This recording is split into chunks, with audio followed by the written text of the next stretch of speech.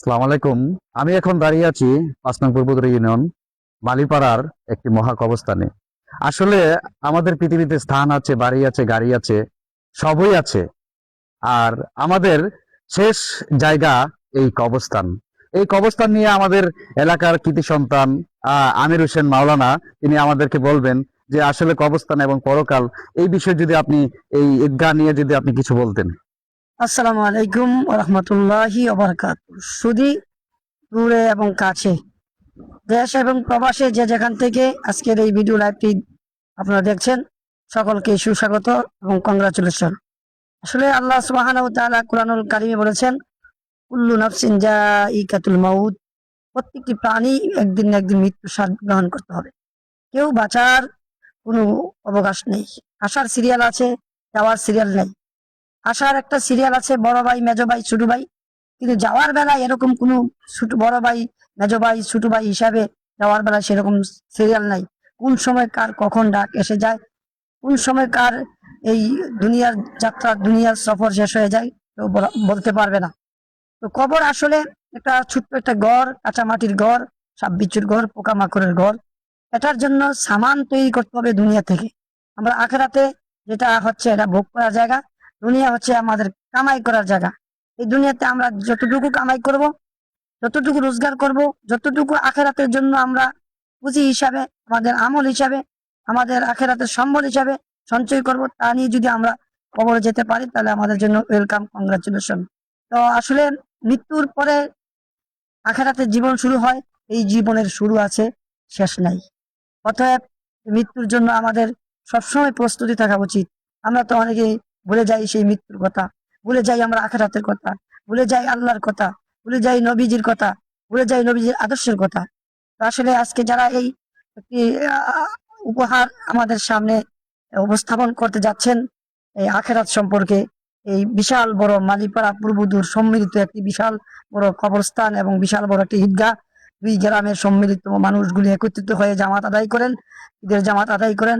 পাশাপাশি আমাদের দুই গ্রামের মানুষই যখন ইহকাল ছেড়ে পরকালের যাত্রী হয়, তখনই এই কবরস্থানে কি করা হয়, দাফন করা হয়। তো আসুন বন্ধুরা, আমরা যে যেখানে থাকি না কেন, যে যেভাবে আছি না কেন, সদা সর্বদা যেন আল্লাহকে যেন আমরা ডাকতে পারি, আল্লাহ পাকের হুকুম যেন মানতে পারি, রসুলের তরিকা অনুসারে যেন চলতে পারি। রসুল বলেছেন, আল্লাহ রসুল সাল্লাল্লাহু আলাইহি ওয়াসাল্লাম বলেছেন, ইন্নাদ দীনা ইনদাল্লাহিল ইসলাম। ইসলাম হচ্ছে একমাত্র মনোনীত দিন, ইসলাম হচ্ছে একমাত্র মনোনীত ধর্ম। এছাড়া অন্য সকল ধর্মগুলো হচ্ছে মানুষের মন করা ধর্ম। এবং কবি বলেছেন, ইংলিশ কবি বলেছেন, Islam is complete code of life. It established in the society. It can bring peace and happiness to mankind. As a Muslim, we must understand and follow Islam in our everyday life. আসলে actually প্রকৃতপক্ষে ইসলাম একটি পরিপূর্ণ জীবন বিধান। এটা যদি সমাজে বাস্তবায়ন হয়, সমাজে যদি এটা পরিপূর্ণভাবে বাস্তবায়ন হয়, তাহলে সমাজে সুশৃঙ্খলা আসবে, সমাজে সুন্দর হবে, সমাজ একটি আদর্শবান হবে। এই হিসাবে এজ এ মুসলিম, মুসলমান হিসাবে ইসলামের অনুকরণগুলি, আদর্শগুলি বাস্তবায়ন করা আমাদের প্রত্যেক দিনের দৈনন্দিন জীবনে আমাদের অপরিহার্য। কোনোদিন বাদ দেওয়া যাবে না। যে ইসলামের এই খুঁটিনাটি কোনো কিছু বাদ দেওয়ার মতো না। In moral sense, we have no right to modify, increase or decrease, change and rectify Islam. ইসলামের কোনো কিছু পরিবর্তন করার মতো আমাদের ক্ষমতা নাই, কারণ ইসলামের একমাত্র মালিক হচ্ছে আল্লাহ তাআলা। ইসলামের মালিক হুজুর, হচ্ছে এই এই যে মসজিদের এই উন্নতি নিয়ে আপনি যদি কিছু বলেন, এখন কি দেখতেছেন, সামনে কি দেখতে চান? যেহেতু আসলে আমরা ইদানিং আমাদের এই যে বিশাল গোরস্থান এবং এই ঈদগাহ ময়দানে আমরা দাঁড়াচ্ছি, ইতিপূর্বে অনেক খারাপ ছিল। তো এখন ইদানিং মোটামুটি আলহামদুলিল্লাহ ভালো আছে। তবে যত গুড় ততই মিষ্টি। আমরা যদি সম্মিলিতভাবে সকলে যদি এগিয়ে আসি, তাহলে কবরস্থান এবং ঈদগাহ আরো সুন্দর করলে দেশ এগিয়ে যাবে। সুন্দরতা সবাই কি করে বিশ্লেষণ করে, বিবেচনা করে এবং অবজার্ভ করে এবং পরিদর্শন করে। মানুষ দেখতে আসে, মানুষ চাইতে আসে। তো আমরা স্বাবলম্বী হিসাবে আমাদের সকলের যার যার সাধ্য মতে, যার যার অবস্থান থেকে ঈদগাহ এবং কবরস্থানকে সুন্দর করার লক্ষ্যে আমরা এগিয়ে আসার চেষ্টা করবো ইনশাআল্লাহ। গ্রামবাসীকে এরকম প্রত্যাশা, এরকম ভালো কাজে অংশগ্রহণ করার জন্য আমি সুবিনয়ভাবে অনুরোধ করবো। আমরা শুনলাম আমির হোসেন মাওলানার কথা। আসলে পৃথিবীতে যেখানেই হোক যার অবস্থান, আসলে এই কবরস্থানই হবে তার শেষকৃত্যের শেষ স্থান। আসলে এই স্থানকে আপনারা স্মরণ করুন, যারা দেশ বিদেশ এবং প্রবাস থেকে শুনছেন, এবং আপনারা চ্যানেল বাংলাদেশকে স্মরণ করবেন এবং এই কবরস্থানকে স্মরণ করবেন। আর আমির হোসেন মাওলানার মূল্যবান কথাগুলো আপনারা স্মরণ করবেন, তাহলে পরকালের আপনারা ইনশাল্লাহ মুক্তির পথ খুঁজে পাবেন। আসসালামু আলাইকুম। আসসালামু আলাইকুম। বিসমিল্লাহির রহমানির রহিম। আমাদের এই কবরস্থান আজীবনের ঠিকানা। দুনিয়াটা হচ্ছে ক্ষণস্থায়ী। আমাদের কবরস্থানের বাউন্ডারি অতি প্রয়োজনীয়। হাবিব চেয়ারম্যান সাহেব যে উন্নতি করে গিয়েছেন, আমরা মনে করব দেশ বিদেশ থেকে আপনারা যদি আরো সাহায্য করেন, কবরস্থান আরো সুন্দর হবে। তাই আমি অনুরোধ করব প্রবাসী ভাইদের কাছে, আপনারা যেন আমাদের প্রতি লক্ষ্য রাখেন।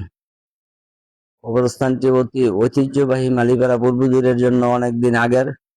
তাই আমি অনুরোধ করব আপনারা বিদেশ থেকে কবরস্থানের জন্য উন্নতির জন্য টাকা পয়সা দিয়ে উন্নতির জন্য প্রস্তুতি নেবেন।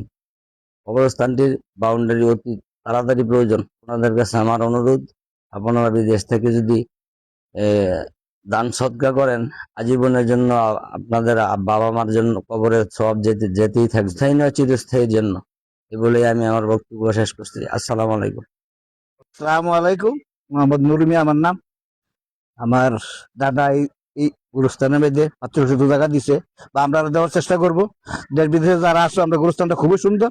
এবার তোমরা যদি এটা শেষ গন্তব্যস্থান, দেশে বিদেশে যারা আসো, যদি আমরা কিছু একটা সহযোগিতা করো, তাহলে আমরা এটা আরো সুন্দর হবে ইনশাল্লাহ, এই কামনা করি। সবাই, আমিও চলে যাবো, তোমরা এটা যাইবা, সবার জন্য এটা কামনা। তা আমি তোমরা কাছে আশা করি বিদেশিরা তোমরা যাওই দাও, আল্লাহ রসিদি এটা সুন্দর করে দাও। আসসালামু আলাইকুম।